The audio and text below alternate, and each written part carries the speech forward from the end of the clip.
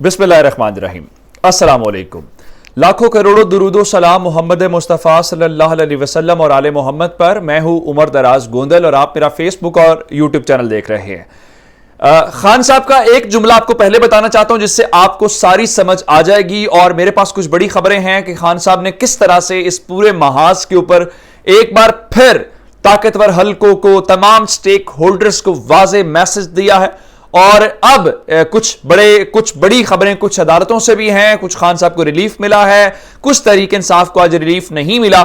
Election commission को आज बहुत बड़ा एक झटका लगा है और ये इस्लामाबाद हाई कोर्ट ने अपना हक अदा किया। और यहां पे एक्सटेंशन के बहुत ज्यादा शोर मचा हुआ है। लोग आर्मी चीफ की एक्सटेंशन की बातें कर रहे हैं। कोई कह रहा एक्सटेंशन मिलेगी, कोई कह रहा एक्सटेंशन नहीं मिलेगी। लेकिन अब एक और एक्सटेंशन आ गई है। अगर वो एक्सटेंशन हुई तो ना तो इलेक्शन होगा, लंबा चौड़ा प्रोसेस है। ये कौन सी एक्सटेंशन है, नया शोशा कहा गया। मैं इसके ऊपर बात करने से पहले आज एक सिर्फ जुमला आपको बताना चाहता हूं। खान साहब आज इंसदाद दहशतगर्दी अदालत इस्लामाबाद के अंदर पेश हुए। वहां पे सहाफी ने उनसे एक सवाल किया। खान साहब आजकल बड़े तरीके से सहाफियों को हंसी मुस्कुराहट के साथ डील करते हैं। उन्होंने कहा मैं सबके लिए खतरनाक हो गया हूं, समझ गए ना। अब ये मैसेज जहां तक खान साहब ने पहुंचाना था पहुंचा दिया। खान साहब ने 3 बातें अब तक की हैं। पहली बात उन्होंने इक्तदार के अंदर की थी कि मैं इक्तदार से निकल के खतरनाक हो जाऊंगा। दूसरे नंबर के ऊपर उन्होंने कहा था कि मैं जेल जाके खतरनाक हो जाऊंगा। अब खान साहब ने कहा कि मैं बहुत खतरनाक हो गया हूं। और ये आप जानते हैं कि कहां पे था।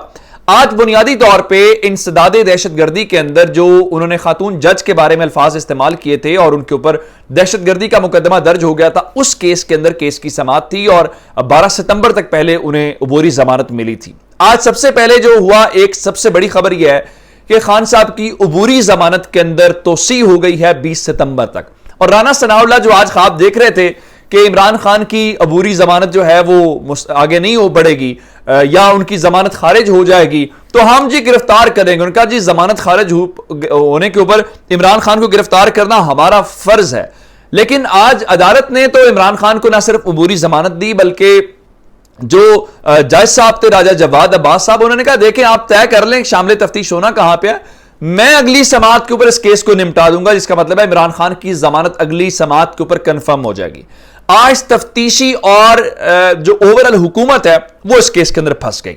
जैसे कहा गया जी खान साहब जो है वो शामिल तफ्तीश नहीं हुए। बाबर रहमान ने कहा शामिल तफ्तीश हुए हैं, हमने JIT को इस बारे में अपना तहरीरी बयान जमा करा दिया, जिस पे फिर अदालत ने प्रोसिक्यूटर की इन सब की खिंचाई की। कहा कि आपने उस तहरीरी बयान को रिकॉर्ड का हिस्सा क्यों नहीं बनाया, जो आपकी बदनीयती जाहिर करता है। आप फिर तरीके से इस ट्रायल को लेके आगे नहीं चलना चाहते। और खान साहब जो है आज उनकी गाड़ी को भी जरा अदालत के अंदर आने की इजाजत दी गई। पहले आप जानते हैं गेट से वो पैदल चल के आते थे, तो आज थोड़ा सा माहौल डिफरेंट था। वहां पे फिर सहाफी शिकायत करते हैं इस्लामाबाद पुलिस का रवैया बड़ा ही अजीबो गरीब है कि बजाय इसके सहाफियों को फैसिलिटेट करें जो कवर करने आए हैं। कुछ मनपसंद लोग हैं उनको तो फैसिलिटेट किया जाता है, लेकिन ओवरऑल सहाफियों के साथ उनका रवैया जब से ये अकबर साहब तशरीफ लाए IG साहब अजीबो गरीब सा है। फिर खान साहब ने जहां पे ये बात की कि मैं बहुत खतरनाक हो गया हूं, फिर उनसे सवाल एक सहाफी ने किया कि बताएंगे कि माइनस की बातें होती हैं, अल्ताफ हुसैन को माइनस किया गया, नवाज शरीफ को माइनस किया गया, अब आपकी बारी है।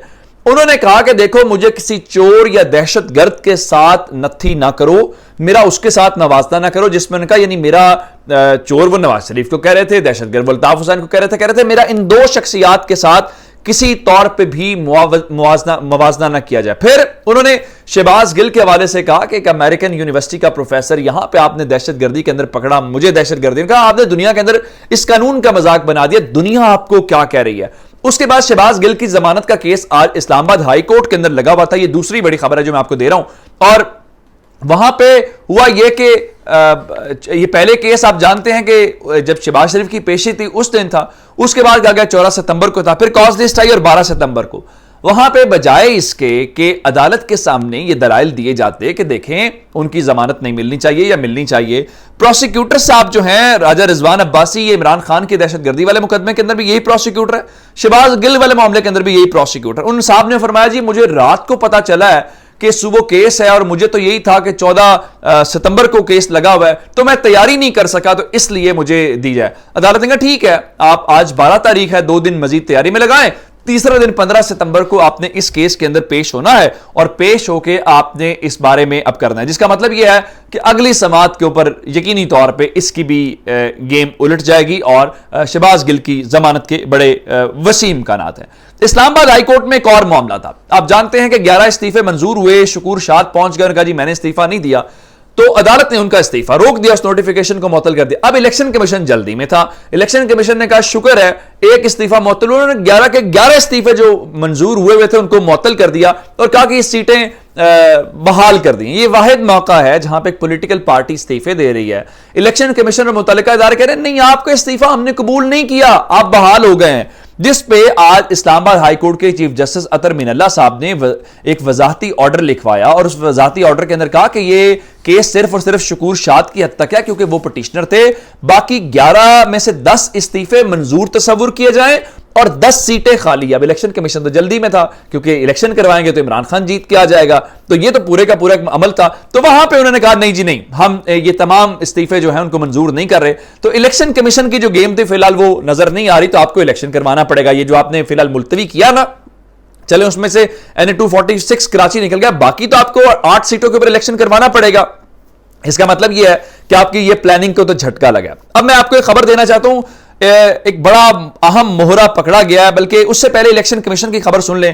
توہین الیکشن کمیشن کا کیس بھی لگا ہوا ہے جس میں فواد چوہدری، عمران خان ان سب کی ہے، آج اس کا جواب جمع کرایا فواد چوہدری کا۔ ایک تو سیکرٹری الیکشن کمیشن کو ایسا نوٹس دینے کا اختیار نہیں ہے، آپ کا ادارہ اختیار نہیں ہے، یہ معاملہ پہلے ہی عدالت کے اندر زیر سماعت ہے، تو اس لیے آپ کے اوپر جائز تنقید سے کوئی آپ کی توہین نہیں ہوتی، آپ عدالت نہیں ہے۔ اب ذرا آتے ہیں نواز شریف کے ایک مہرے کے اوپر۔ تھوڑا سا پہلے انصار عباسی جو آج کل ترجمان ہیں کسی کے، انہوں نے ایک بیان حلفی کو لے کے بہت بڑی خبر چھاپی تھی اور اس خبر کے اندر یہ کہا گیا تھا کہ جج صاحب نے خود سنا اپنی مسز کے ساتھ کہ چیف جسٹس اس وقت کے جو تھے ثاقب نثار صاحب، وہ ایک سینئر جج کو، جس میں عامر فاروق صاحب کا نام لے لیا اسلام آباد ہائی کورٹ والے، تو انہوں نے کہا جی نواز شریف کو نہیں چھوڑنا، توہین عدالت لگ گئی، جس کے اوپر آج رانا شمیم نے بیان حلفی سے ایک طرح سے منحرف ہو گئے ہیں۔ انہوں نے اس کے اندر نہ صرف معافی مانگ لی ہے بلکہ کہا جی وہ ذہنی دباؤ کا انڈر مینٹل سٹریس کا لفظ استعمال کیا، 73 سال میری عمر ہے جی، میں دل کا مریض ہوں، تو میں وہ فلاں جج کا نام نہیں لکھنا چاہتا تھا، تو میں اپنے آپ کو عدالت کے رحم و کرم کے اوپر ہوئی۔ تو یہ ایک پراپوگنڈا جو شریف خاندان نے کیا تھا کہ جی وہ عدالت نے اثر و رسوخ استعمال کیا، آج وہ بھی ستیہ ناس اس کا ہو گیا، تہس نہس ہو گیا، اب کوئی نئی چیز لے کے آنی ہے تو وہ لے کے اب اس سارے معاملے کے دوران ایک شوشہ جڑا ہے فضل الرحمان نے۔ آپ جانتے ہیں کہ ایکسٹینشن کی آج کل خبریں ہیں کہ جناب جنرل باجوہ کو ایکسٹینشن دی جا رہی ہے، نہیں دی جا رہی، ایکسٹینشن ہونی چاہیے نہیں ہونی چاہیے۔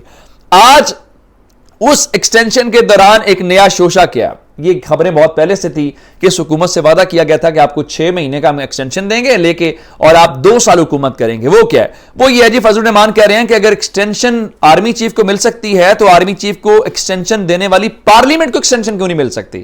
یہ ڈیل کا حصہ ہیں، بہت ساری خبریں جو ہم سنتے آئے ہیں، مبینہ طور پہ جس ڈیل کی باتیں دعوے کیے جاتے ہیں تو اس حوالے سے کہا جاتا ہے، تو اب یہ گیم جو ہے وہ لائی گئی ہے کہ جناب دیکھیں اب پارلیمنٹ کو بھی 6 مہینے کی ایکسٹینشن دی جائے تو ٹھیک ہے آپ کر لیں، الیکشن سے فرار ہو لیں، لیکن عوام کی نظر آپ پہ ہے، عوام آپ کو اس طرح سے چھوڑے گی نہیں۔